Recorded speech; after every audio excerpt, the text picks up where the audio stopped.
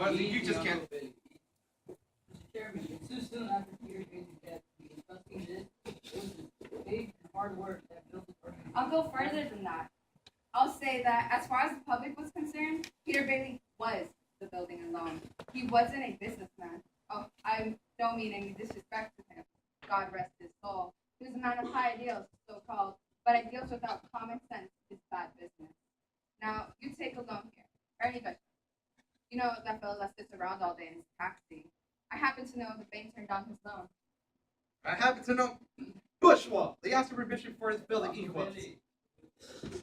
But he comes here after he's turned down over there, and we're building him a house. Why? I handled that, Mr. Potter. You have all the papers there. His salary, his insurance. I'll personally vouch for his character. A friend of yours? Yes, sir. So if you shoot pool with some employee here, you can borrow money. Now just wait a minute. And what does that get us? A discontented, lazy rabble instead of a thrifty working class. And all because a few starry-eyed dreamers like Peter Bailey fill their heads with impossible ideas. Now I say Just a minute now. Hold on, Mr. Potter. You're right when you say my father was no businessman, but neither you nor anybody else can say anything against his character. Why, in the 25 years since he and Uncle Billy here started the thing, he couldn't even save enough money to send Harry to school, let alone me. But he did help an awful lot of people get out of your slums, Mr. Potter. Doesn't that kind of ownership in the town make people better citizens? You're all businessmen here. Doesn't it make them better customers? You said they should wait. Well, wait for what? Just remember, Mr. Potter, that this rabble you talk about does most of the working and paying and living and dying in this community. What's wrong with helping?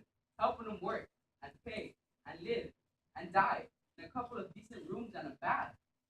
People were human beings to my father, but you, a war frustrated old man, you're just cattle. But in my book, he died a richer man than you'll ever be. I'm not interested in your book. I'm talking I know about... what you're talking about. You're talking about something you can't get your fingers on, and it's galling on you. Well, I said way too much. You may not board here. You do whatever you want. But I believe Bedford Falls needs instead of one horse institution, if only to have some kids people can come without crying about it. Come on, Uncle Billy. That's